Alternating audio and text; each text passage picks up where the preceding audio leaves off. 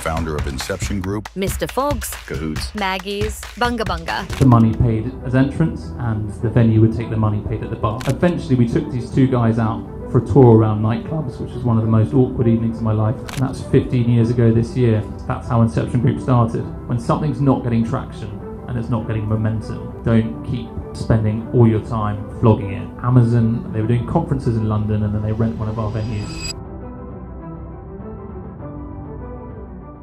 Today we've got an inspirational and fascinating entrepreneur, Charlie, who is the founder of Inception Group, Mr. Fogg's, Hoots, Maggie's, and also nightclub Bunga Bunga. Actually, and going through your journey, I'm really excited to see how you have come a long way and when you started. You started off really young, so really excited.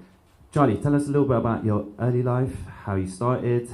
You started around 2 or 3 years old, your entrepreneurial mindset. That's a bit of a stretch, 2 or 3 years old, but no, I'm kind of the youngest of 5. Probably was quite a precocious kid, growing up, wanting to keep up with my older brothers and sisters. And yeah, I guess I was always kind of thinking about how I could make a few extra quid. And my first kind of, I guess, entrepreneurial dalliance was when I was 13, and I had this idea of, how could I get all my friends together one sort of Christmas holidays. And I rang a nightclub and I left a message on the answering machine, and I said, can I hire this nightclub for the night? And they rang back asking for Mrs. Gilkes because my voice hadn't broken at the time. And we hired this nightclub and we turned off the cigarette machines because everyone was 13, and there were no drinks for sale because, well, there were drinks for sale, but it was orange juice. And people paid a £30 ticket, and I made £200 profit, which at the age of 13 is life-changing money. And I think from then I was thinking, how can I do more of this? And so that's kind of how it started. But for me, really, it was like I took a year out between school and uni, and suddenly the business model became a bit more interesting because people were buying. Because you had to pay a big hire fee. If you're not taking money at the bar, you had to pay a hire fee for the club, basically. Where suddenly the model changed when I was 18 because people were spending money at the bar. So there was a direct arrangement with these places that I would take the money paid as entrance and the venue would take the money paid at the bar. And so my parents quite rightly said, if you want to go travelling, you can do that, but you've got to pay for it yourself. And so the only paid employment I've ever had was actually for Tiffany's. So I signed up for Tiffany's and I thought I was going to be on the shop floor, but I was in the packaging department in East Greenwich, and there was only so many blue boxes that I could ribbon. And after 10 days of that, I thought I'm never going to pay for these airfares. So I approached a nightclub, which I was introduced to by my older brother, and kind of that's how we started. Awesome. You don't come from an entrepreneurial background, so how did you tell us a little bit about your family? Yeah, I mean, my dad's a doctor, very risk averse. The only time I've really heard him ringing in my ear was during COVID, because he's always saying, get a profession. He's a dermatologist, so he loves a recession, because he says people itch more. And, he was always saying, get a proper, I got a degree because of him, so I made sure I went to Edinburgh, I read politics at Edinburgh, so I got the degree with him in mind. I don't know, I don't know what it was. I think it was just kind of innate in me, wanting to do my own thing. And I was inspired by people like growing up, like Richard Branson was always the guy that I really held on a pedestal.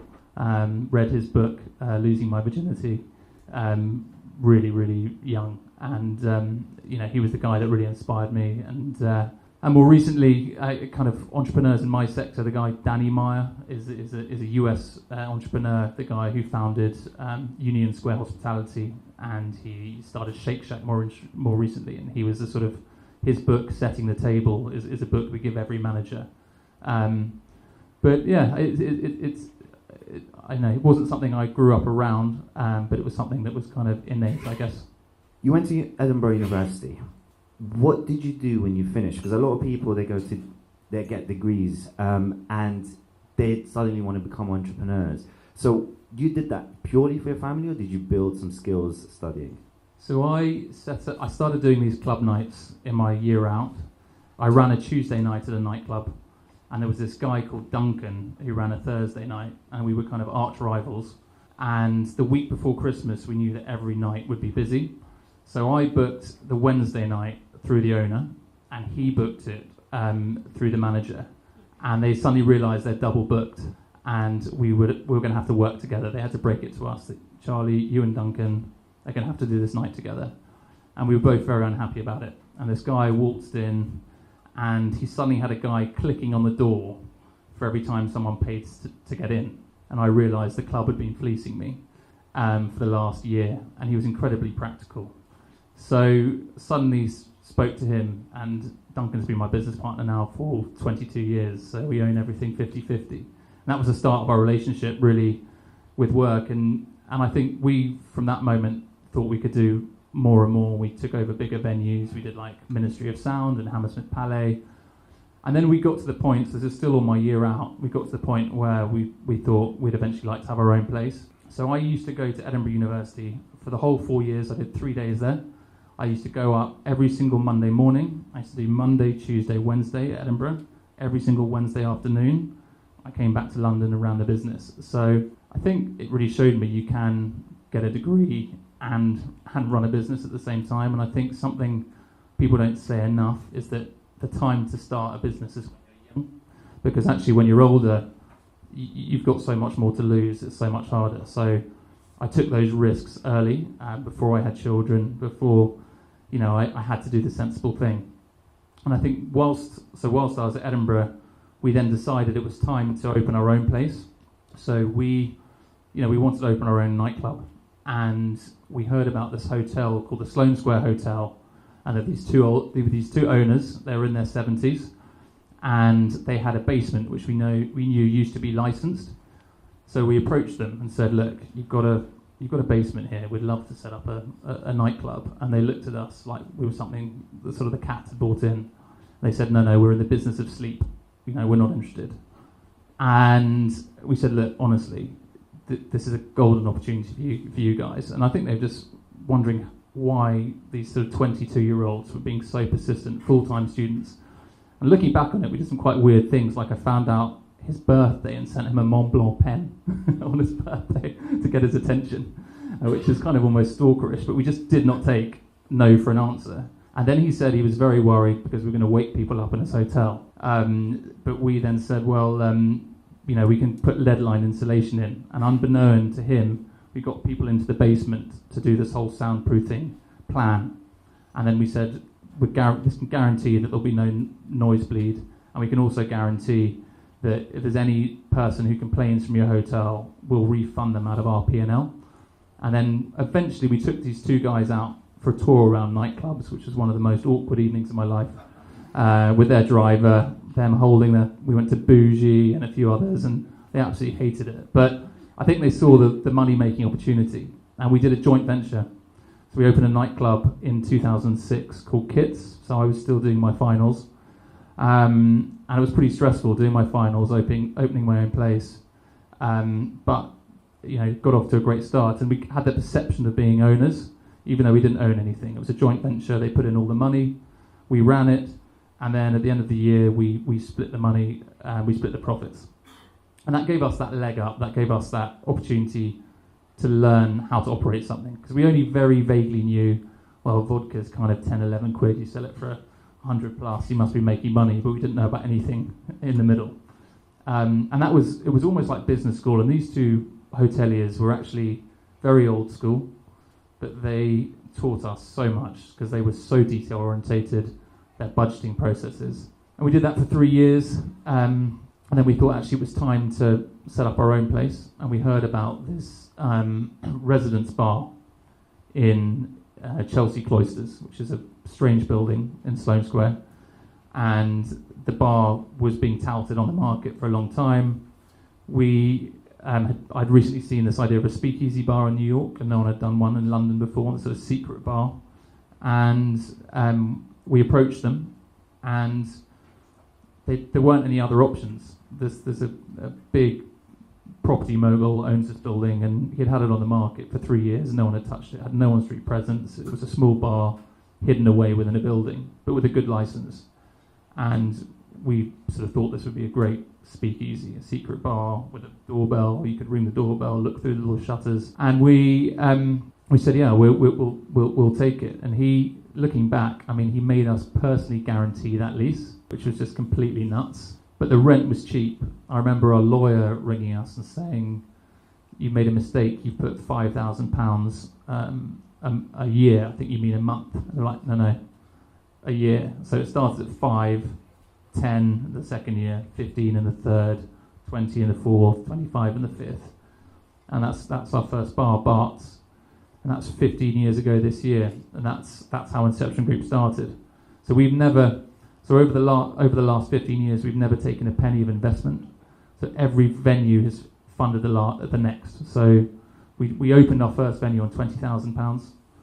And that funded the next, and that funded the next, and we'll do sales of 35 million this year, from that initial £20,000 investment. So it's been a hell of a journey to get there. Brilliant.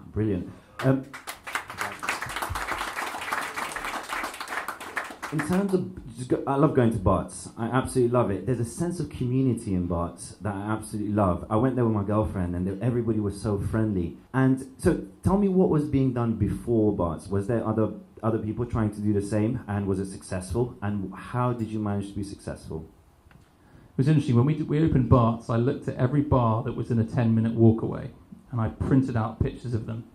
And I stuck them all on a big sheet of cardboard, and I showed a few people, and I said, and this was about 11 different venues, and I said, "What venue is that?" And no one commented these are 11 different venues, because they were all buying the same furniture through a company called Andy Thornton. They had the same tea light candles, they were using the same glassware. My idea with Bart's, it was just going to be completely different, and we went to Kempton Market, which I still love going to. We bought loads of teapots, old teacups, old jam jars, and that whole teapot and cocktails things is now quite mainstream. It hadn't been done at that point, and we did it on an absolute shoestring, but we were just determined that Bart's, if you stuck that photo onto the page, it would just ping out. And it was the worst time possible to be setting up your own bar. It was 2009, 50 pubs a week were closing, BlackRock had happened, the economy was tanking. But interestingly, like when the 1929 crash happened, when Prohibition was around, those sorts of times are a seismic shift of how people want to go out, and suddenly the big flashy £1 million refits weren't in vogue. So we started with really reasonable prices, and if you're a regular and that sense of community, you got given a key card. You couldn't buy one, and it let you in. I actually remember speaking to the hotel lock operator to get this, because I just wanted a hotel key card lock, and they were incredibly excited about our order until we ordered one, which is on the front door, and that lets you in. And then if you're a real regular, you get your own tankard above the bar. But I actually remember on our first Christmas, what was lovely about Bart's is people used to come on their own, so lots of regulars would just turn up, and they knew who would be there, they knew the bartenders. And tragically, on our first Christmas, one of our regulars was at his office party in Canary Wharf and got run over and killed. And I went to the funeral, and I remember sitting in that church, and I remember looking around and spotting about 30 Bart's regulars and thinking, wow, this is a real sense of community. Very different to the community you get in a nightclub, which you don't really get. And actually I immediately felt like the bar scene was something much more special and much more the kind of business we wanted to create. Awesome. I'm a big believer that speed is king. How long was it until you opened the next venue? When I look back, it feels almost quite reckless. It was 11 months later we opened a nightclub called Maggie's in Chelsea, and then a year later we opened Bunga Bunga in Battersea, and both those sites were sites no one wanted. And then a year later we opened Mr. Fogg's in Mayfair. So, we were literally, and I remember it was all through cash flow, and we were having to take out quite a few credit cards to get through and have, there was 6 months where we couldn't pay ourselves, maxing out credit cards to be able to. It was just so squeaky to be able to do it, but somehow we kind of managed it, and yes. So it was a quick run, and Maggie's was still going strong as a 1980s club, named sort of after Maggie Thatcher. It was a bit of a joke at the time, really. But there were so many, when we were thinking of a name for a 1980s club, there's so many people who were famous in the 80s who were as famous in the 90s or the noughties, like Madonna, or other sort of Adam Ant was famous in the early 80s, but had gone by the end of the 80s, that kind of new romance movement. But Thatcher was there from 79 to 90, so she really did epitomise that period, and it was kind of still amusing. But when you're a small company, you need to get that PR mileage, and it made page 3 of the Standard, page 9 of the Guardian. We were getting mainstream media about the small nightclub in Chelsea, which meant we sort of packed a big punch and meant we could spread the word. And this was, interestingly, when we opened Bart's the year before, it was just as Twitter was taking off, and that was a big thing because we never gave the address to Bart's. It was like a secret speakeasy bar, and there was always these clues on Twitter. And as it was, and then with Maggie's, there was no Instagram then, so the mainstream media was more important to us, and we only played 80s music. We had her speeches playing in the loos. It's interesting, our loo attendant didn't know who she was when we launched, and he's now kind of an expert on her foreign policy. And it's been good fun. And interestingly now, I thought we'd be rebranding 90s club. I thought it would be Tony's by now. But the 80s music has never been so popular. And these 25-year-olds are just loving it. 22 years with a co-founder. How do you manage that? How do you keep the partnership strong and the relationship strong? I think it's through trust and respect, actually. It's funny, Duncan and I are now closer to friends with godfathers to each other's children, but we started as business partners, not as friends, which is quite a difference. And I think it's also finding someone who is good at the thing, recognising the things you're not good at. Duncan will obsess about how a bar's laid out and ergonomics of a room.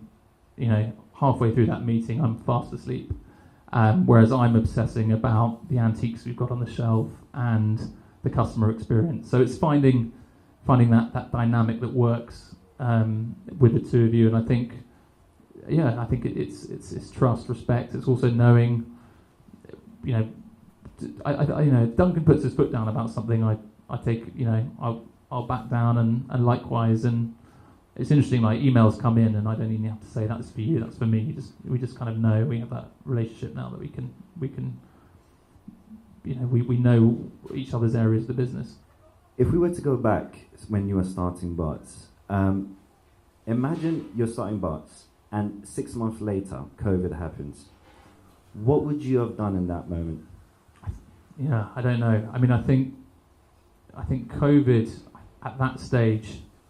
I mean, the tragic thing is there are a lot of businesses that were wiped out by COVID. Restaurants that hadn't launched yet, they hadn't even opened, and we wouldn't have had the track record. We don't have investors, but we do have a commercial bank who was able to lend to us during COVID. So I'm not sure we would have survived, and that's the tragedy. There were so many great businesses wiped out by COVID, and COVID. Was not on any SWOT analysis. We thought about the worst case. You lose a license in a venue. If you don't have a license, you can't trade. Some incident happens, you lose a license. One venue gets wiped out. That was our kind of worst case scenario. But we never foresaw effectively over a year of no trade at all. So, in all honesty, I'm not sure we could have survived if that had happened then. We survived because we had to beg, steal, and borrow, basically. Did you get into a lot of debt? Yeah, I mean we did. I mean we had to. I mean, when we started getting it was interesting with the whole COVID story, because in February we started. It was like the canary in the coal mine. We started seeing it earlier than a lot of businesses, because we have a lot of international clients. So we do a lot with Google, for example, or Facebook, or companies like Amazon. They were doing conferences in London, and then they rent one of our venues. And there's a week in February called Oil Week, where we always do a couple of big events. And these companies were all starting to cancel. And it was just cancellation after cancellation. Companies who had done events with us for 10 years on the trot was saying, no, we can't, we've got people coming from China or Italy, and it obviously hit China first and Italy next. And so we were starting to see some big corporate business cancel. Our retail customer was not behaving any differently at all. And I went to something called the Publican Awards on the first week of March, and everyone had their head in the sand. Everyone said, this is not going to be a thing. And we were getting pretty worried at that point. And then I remember the weekend before, Boris sat down on that Monday at 6 o'clock and said, do not socialise, limit your time that you go out to clubs, bars, restaurants. He didn't lock the country down, but he just said, stop going. And we had spent that whole Monday in the meeting room sort of planning what to do, sort of trimming costs here and there, but it was scalpel stuff. And that was on the back of a weekend where we dropped 30%, which was huge. So the retail customers, only that weekend before, they'd acted completely normally, but that weekend before, we were 30% down, which was massive for us. And then he said, stop going out. And so we got back into that room and sat in there till 3 a.m. And we decided we had to close our venues. Even though it wasn't lockdown, we felt morally, everyone was scared at that point. They didn't know what this thing was. We couldn't send our staff into work. And so we decided to lock the venues down. And we, our CFO, who had started on the 1st of January, he poor guy, and everything we had sort of thought about doing in 12 months, we did in about 12 days, and we modelled the cash flow, and it was just horrendous when he modelled it, because you've got to remember, we were on 90-day terms, so we'd had a record Christmas in 2019. We'd also opened a new venue in November. Our bank wouldn't fund it, because we'd done 3, so I took a bridging loan on my property to fund it. And then he we hadn't paid for that for our drinks bill, because we had 90-day terms, so we hadn't yet paid for that. So if you just stop the clock there, we owed a lot of money looking back, let alone what we owed looking forward, which was always fine. It was always going to be fine if you keep trading, because it's just cash business. And we're lucky that we take money in hospitality before we've had to pay for our goods. That's just the way it works. So when I looked at that on the screen, I couldn't see a way through. And something people don't talk about a lot with COVID, or they don't realise, is we were quite lucky in a way of the timing of it, because it was early March. So what that meant was that we were coming up to the end of a quarter. So we used to owe all of our rents at the end of a quarter, paid in advance. If the same scenario, COVID, had happened a month later, the beginning of April, we'd have had virtually nothing, and it's a natural cash flow cycle, but we'd have had much less there. So thankfully we had our rents that were owed in the bank, because all I cared about at that point was, are your staff going to get paid? Because you can't suddenly not pay your staff. So we basically decided there and then every single direct debit has to be cancelled straight away, apart from, every direct debit was cancelled. We're like, HMRC are not getting a penny. Our landlords are not getting a penny. Our big suppliers are not getting a penny. All that we cared about was our small suppliers, who were basically, it was effectively living hand to mouth, and our staff we had to get paid at the end of the month, and then it was sort of going to our landlords cap in hand. And I've got to say, our landlords, other than one, were fantastic, and every supplier we traded with before COVID, other than one, we still trade with now. So we made it through, and we did take more debt, but we've paid that debt back now. But it was a horrendously challenging time. It was it was an unimaginable crisis for a sector like us. There was no revenue, zero, and all we wanted really was, we didn't really want handouts. I remember when the government were giving these grants, and the reality is those grants were worth a good Saturday night. And I think from my perspective, I was very supportive of lockdown early on, before we had the vaccine. I thought it was an unknown. We had to do our bit. We had to stay at home. Personally, I felt towards the end it got to a point where we just should have been able to trade a bit earlier. And when the vaccine was in play, we needed to open up quicker. But it wasn't until April 21 that we saw traction. I mean, that whole summer, the whole our whole lifeblood, our whole ecosystem is people going to the theatre, it's people going to the office, and tourists coming to London, people travelling. That's the ecosystem. And without those three things, our venue, there was no point really in opening. So the summer of 2020 was. I mean, I know some people were doing well with Eat Out to help out and all that kind of stuff, but that didn't help us at all. How did you keep yourself sane? I mean, you don't come from an entrepreneurial background. If I was in that situation, my parents would have gone absolutely crazy on me. So how did you do that? How did you keep yourself sane, and how did you avoid stress? Definitely didn't avoid stress. Also had our daughter in June of 2020, so I had a crying baby at home as well. This is definitely the most stressful period of my life. Hopefully I'll ever have to go through. And yeah, I definitely, as I said earlier, it was the one time in my life my dad was kind of ringing my ear saying, you should have been a professional.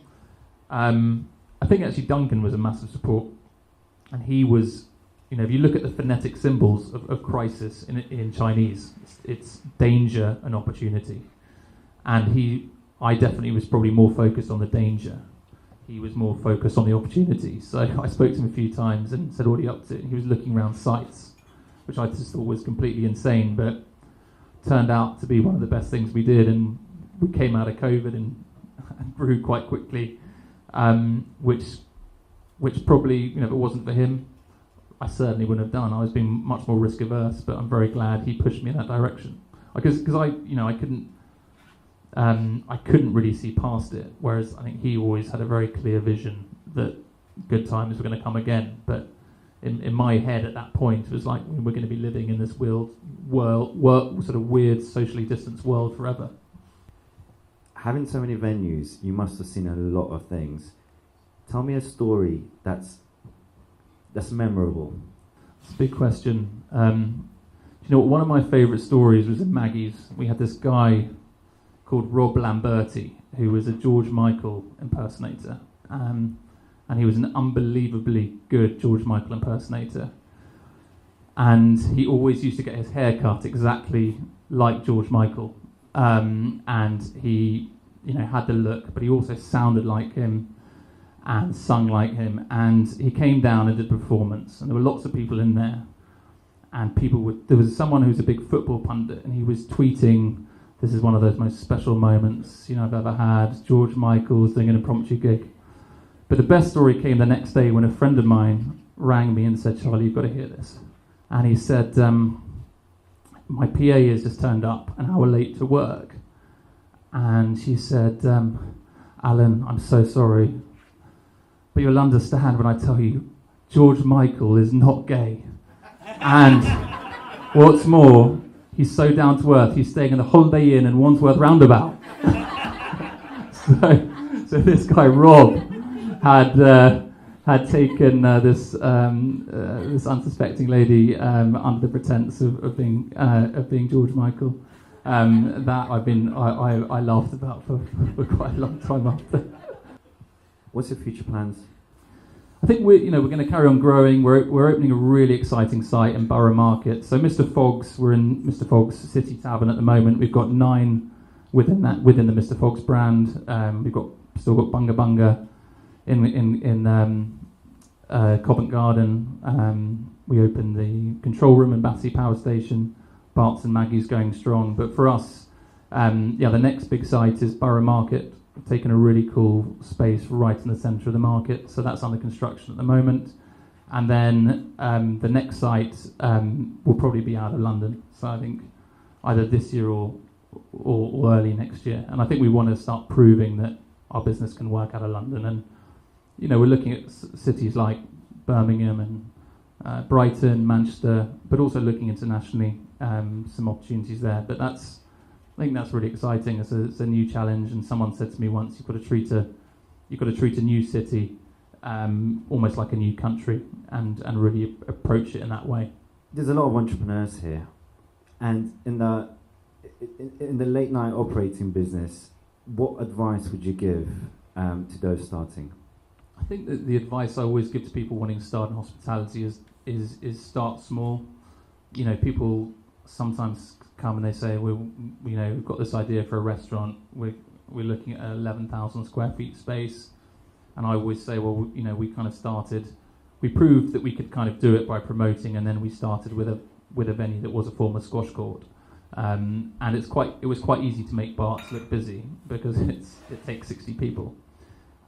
So start small. I think, you know, I definitely say to people who want a food concept, start with a food truck. You know, the Pizza Pilgrim guys are good friends of mine, and they've done brilliantly. They've got 40 Pizza Pilgrims now, but they started on the back of the scooter in a market in Soho, and they've travelled around Italy. They've been to Naples, and they had that story, but they had their Instagram following. So suddenly, you know, they had 10,000 followers on Instagram. By the stage, they said, we're going to open our first restaurant.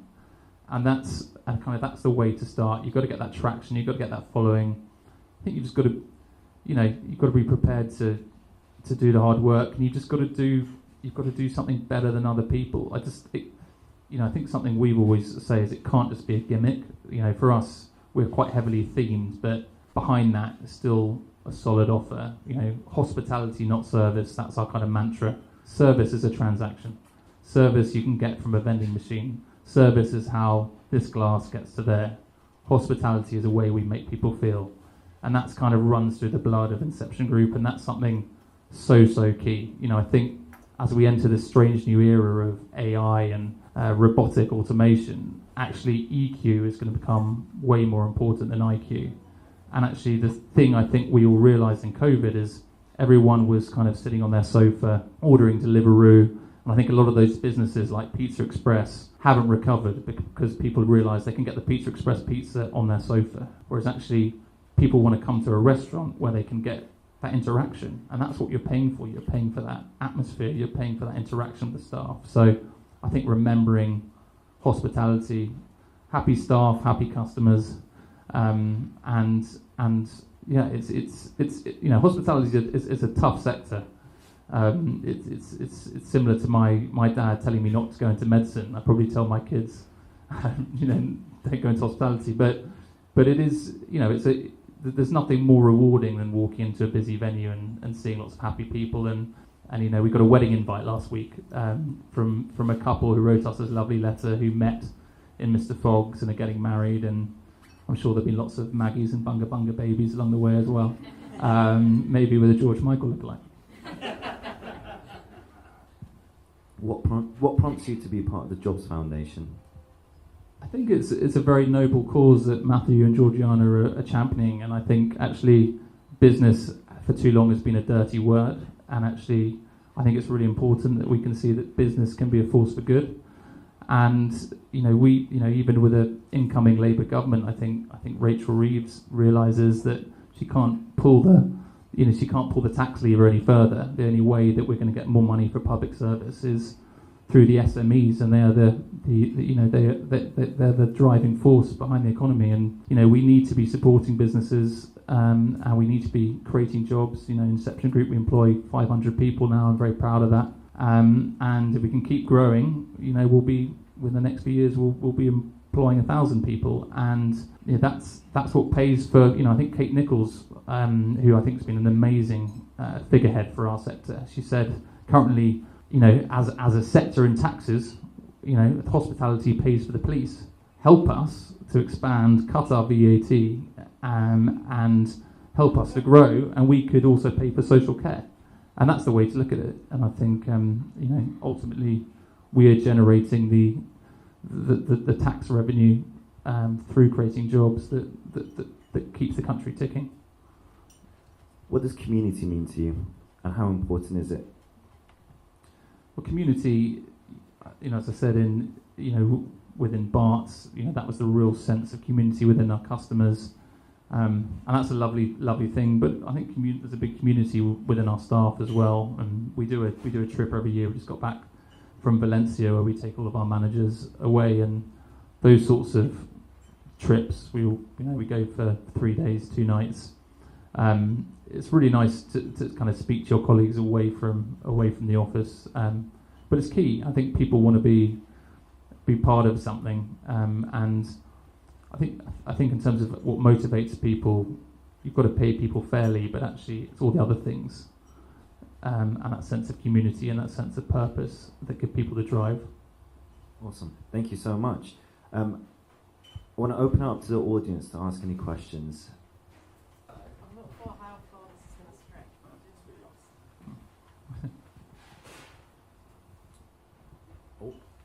All good. Thank you, Vicky.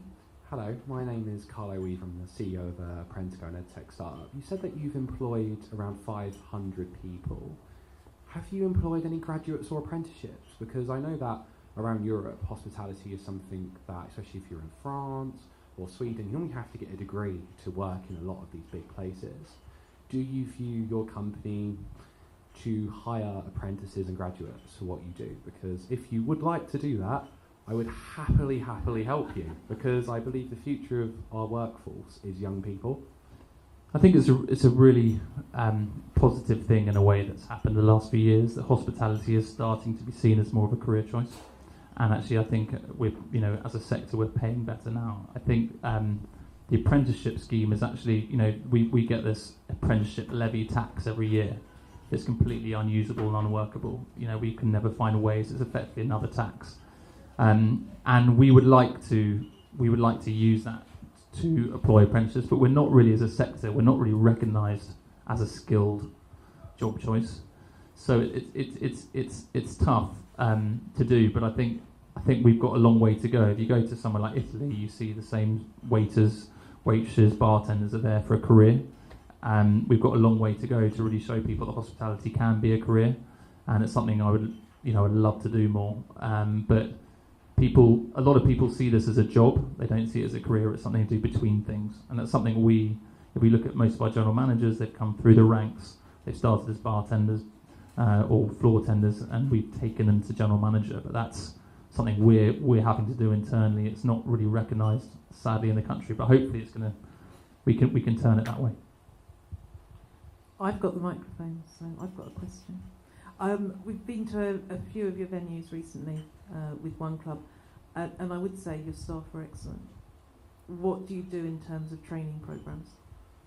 So we have 5 people now full-time in learning and development. So director of people, Julie, and a whole team. So yeah, people get taken all the way through our kind of learning development program, and that's learning some of the soft skills. Ultimately, we try and employ people with the right attitude. I think actually that's the key. Do they have to look like Mr. Fogg? That always helps. Yeah, he's fantastic. But no, it's getting people the right attitude, and then we can kind of train the rest. But everything through the cocktail bar academy, and I think the reality is we're having to accept that we're taking people on probably with a lower skill level than we might have done 5 years ago. But you're investing in it. We're investing a lot in it. We have to. Hi, Nick Taylor, Jobs Foundation. Quick question. Assuming Labour win the next general election, this one coming up, and you were with Rachel Reeves at number 11, and you could give her one policy for the hospitality sector, what would it be?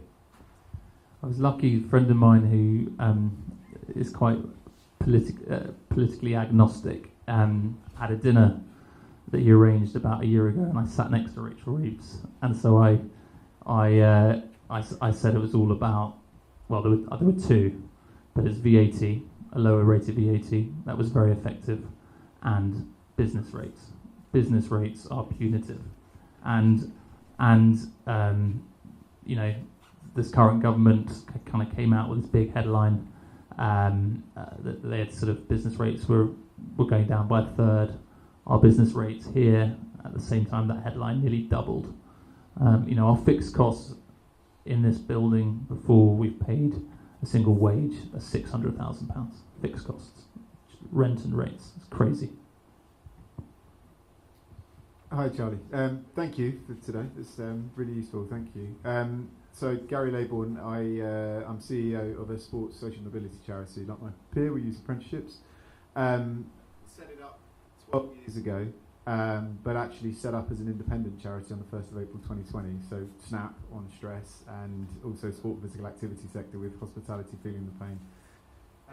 It's almost cliche now, this whole what did we learn through COVID, but I am quite interested because a lot of my fundamental views of how I saw us as an organisation moving forwards changed because of the things that we learnt. So whilst it was god awful and horrific, and obviously, like you said, a time that none of us, I don't think, would ever want to relive, it was actually a baptism of fire that wouldn't have changed now on reflection.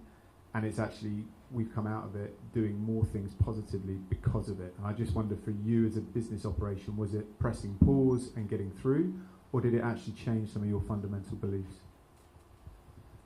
Being completely honest, for me it was a game of two halves. Like the first half I was just in shock, and I was just all about survival of our company.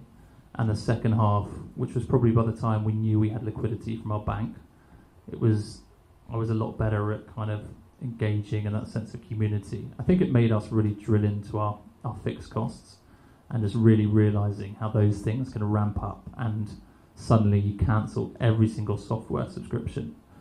And I realised that all these things like creep up. Someone sidelines you and says, this is really brilliant new reservations thing where we get everyone, and someone else, this other thing. And I was making all these decisions in silos, and now those sort of decisions can't happen like that. They have to happen centrally. So it made me really a lot more obsessive about not having fixed costs, about variable costs. And actually, that was the big deal I did with all our landlords.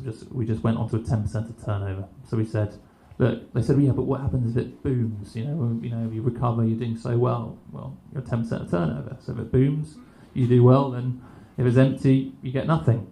A lot of trust with your suppliers to do that, though. That was with the landlords.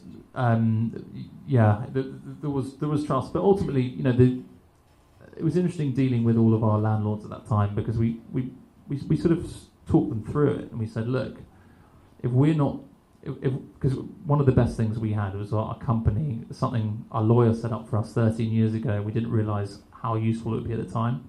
Is all our sites are in separate companies, and that was something it was actually just for our audit, it was a pain every year, but it meant that we could walk away without bringing down the company, and that structuring was just so fortunate. But we had to walk the landlords through it and say, well, if we're not here, then you've got an empty site, and you're probably going to have it empty for a year, and then you're going to have to give someone a year's rent free, and then you're probably going to get 2/3 the rent we're paying, or just support us through these 12 months, and you'll have and as I said, nearly all of them did it. But I think these times make you more resilient, and it definitely for me has rationalised stress. Stuff I got stressed about before COVID, thought was a big deal. I'm now, like, once you've climbed Everest, it's like nothing is a big deal compared to it.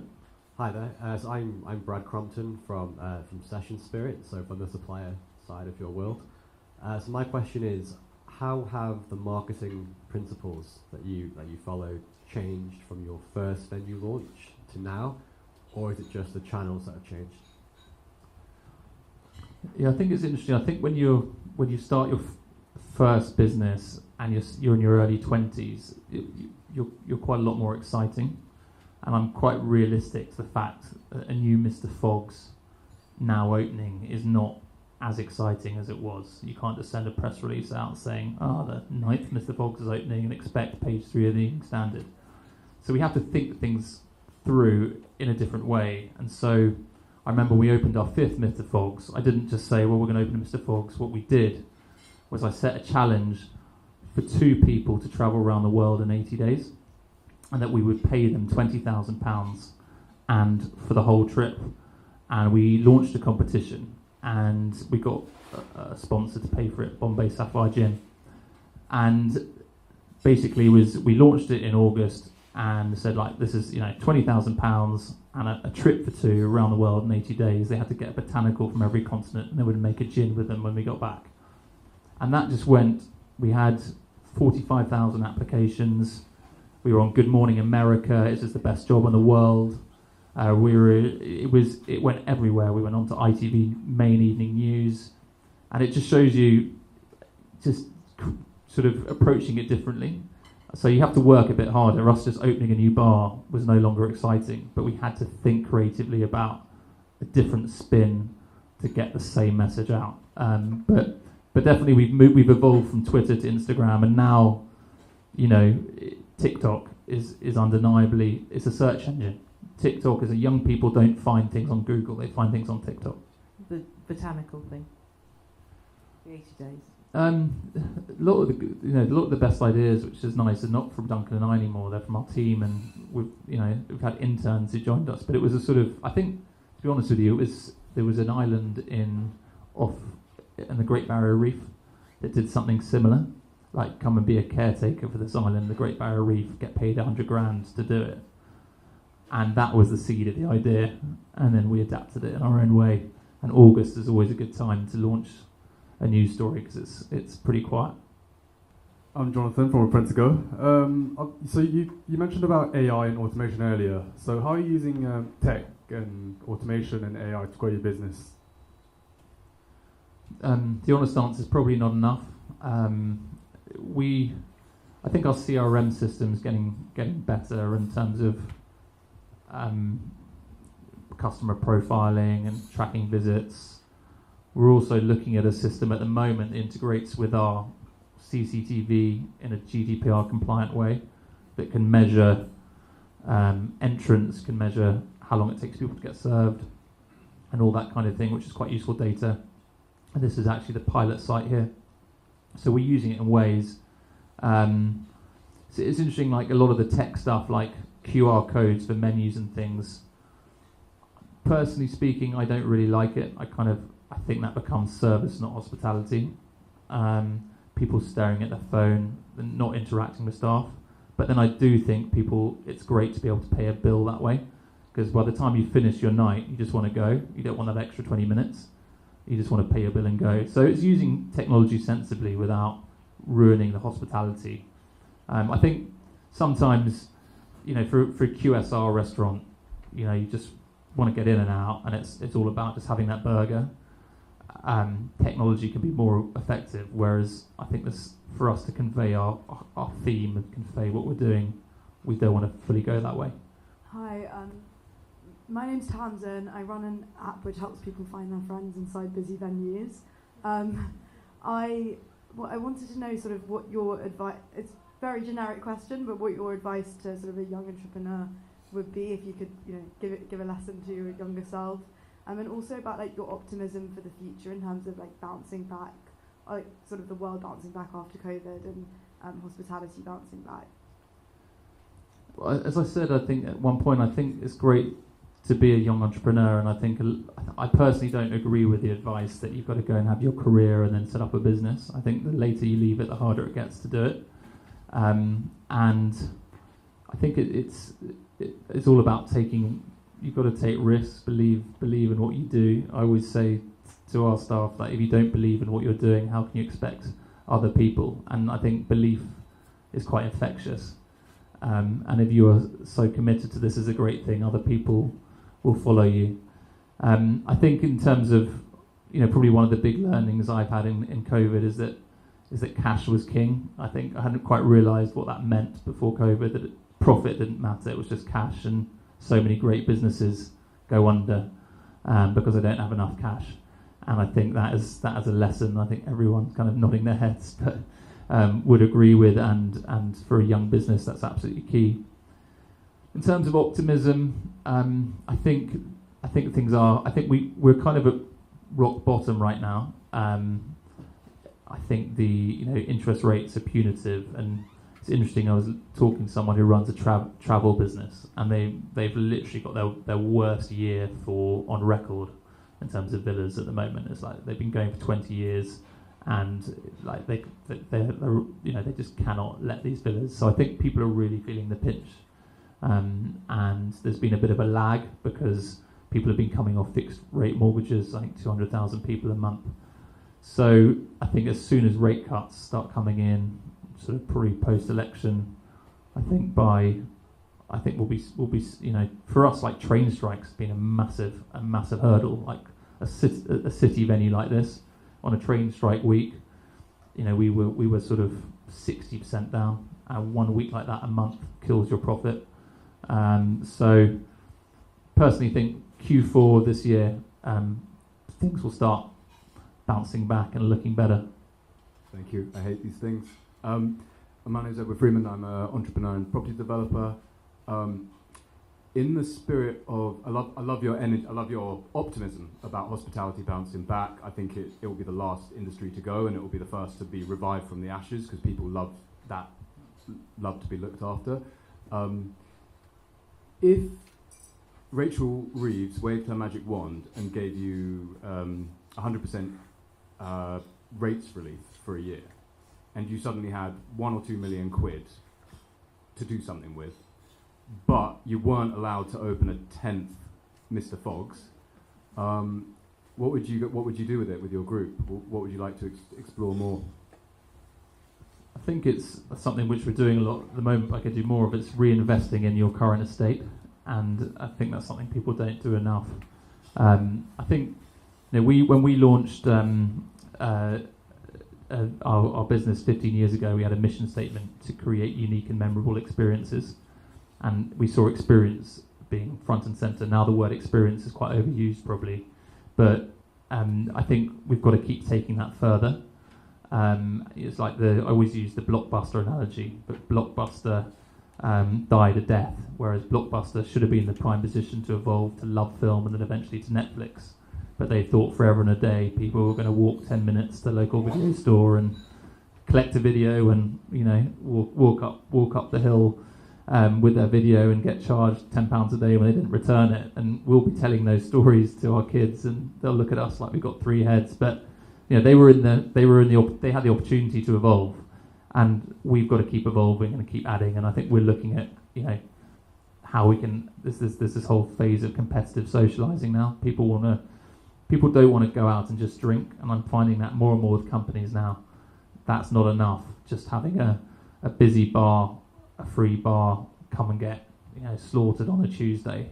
They need more than that. So that's something how can we add that element of competitive socialising in an analogue, Foggsian way in some of our venues, and that's something that the incremental gains within the existing estate and investing in our people. There's we've got a shopping list of. I have a staff forum where my business partner and I sit with a member of staff from every site, kind of a bartender or a floor tender once a quarter, and things that are important to them, like was staff food, because we don't have kitchens in every site, to having a nutritious staff meal. And that was a massive investment for us. It's easy in the sites where there's a chef, but for sites there's not, we've had to get a third-party provider. And I've got a wish list, I'd like a really good comms tool and a great way to be able to speak to every member of staff. And each one of these things is kind of a few $100,000 a year, so it'd be kind of ticking off more things from that shopping list. Hi there. Sam Barillo. I come from the venture capital world, and I'm always asked, do you prefer solo founders or co-founder partnerships? And very often, co-founders fall out, and very often, solo founders struggle. So the question is, what is the biggest row you've had with your co-founder, and how was it resolved? I know that it sounds hard to believe that I really can't think of big rows. We have ideas that evolve. So we had this venue called Cahoots in Soho, and I was absolutely adamant I wanted it to be a tube station. I was like, this is underground. We're always about turning a disadvantage into an advantage. So our hidden bar in Chelsea Cloisters was a speakeasy. Had no on-street presence. There was no way of people seeing it from the street. So we said, we'll make it the secret bar, turn a disadvantage into an advantage. And I love this idea of Cahoots. It was underground. It has to be underground, a tube station. So let's create a tube station. So we created this tube station bar 10 years ago. There's just a sign outside saying to the trains. We probably get 30 tourists a day trying to find their way home. And Duncan was obsessed about doing this 1940s idea. He's like Blitz post-war, and we ended up opening a 1940s tube station. but things do evolve quite like that with us too. We kind of, he has one idea, I have another idea, and we kind of merge them. And yeah, I think there's so much trust and respect. You know, as I said, I'm probably, if he's really adamant about something, I listen, and if I am, he does. But usually we adapt and we evolve, and as a company, as I said, that some of the best ideas now are not our own, which is really nice. Like people really junior who've just joined the company come up with genius things, and I'm always asking, because I'm realistic now. Maggie's, I'm not the target market. So, and nor am I in Bunga Bunga. So I'm always asking younger people in the office, would you like that? Do you like that? Would you pay that? You can't dictate to them what they would like. Whereas probably in a Mr. Fogg's in Mayfair, I feel like I am the target market, so I have more of a say. We're down to the last question, so it better be a good one. No pressure. Thank you. My question is, you've spoken a lot about the growth of the different venues. So how would you differentiate between the churn and the growth, and which venues have you churned? Why? Are you quick at adapting to the market? So by churn, you mean closing down? We haven't really. We've only really ever done that in terms of closing down. When I'm talking about reinvesting, it's evolving. There's only one venue that we've closed down and reopened, and we opened a club in Soho in 2014 called Disco, and we thought we'd recreate Maggie's in Soho, and I think it was a real lesson that Maggie's was a one-hit wonder, and it couldn't be replicated. And it's just one of those big lessons, actually, I would say I learned, is when something's not getting traction and it's not getting momentum, don't keep spending all your time flogging it. It's like the 80-20 rule. You can spend 80% of your time, trying to get 20% of things to work, and it just was not working. And everyone was focused to try and make this disco club busy, but it was becoming such a distraction. It was becoming so demoralising. So we just said, 9 months in, we just knocked it on the head, and it was very painful because we'd spent a lot of money setting up this club, and I had to see everything being ripped out and chucked in a skip. And we opened Cahoots, and that has been one of our biggest successes, probably our best performing site in the group. So good can come out of bad, but I think you just have to sometimes know when it's not working. And then in terms of new venues, we're growing steadily. So 2 or 3 a year is kind of our mantra. So. So this year we'll open Borough and probably one other, and then maybe 3 next year. So I think we're trying to grow, in a manageable way. And that's the nice thing about not having investors. We've got no pressure. We can grow at the rate we want to. Thank you so much. A round of applause.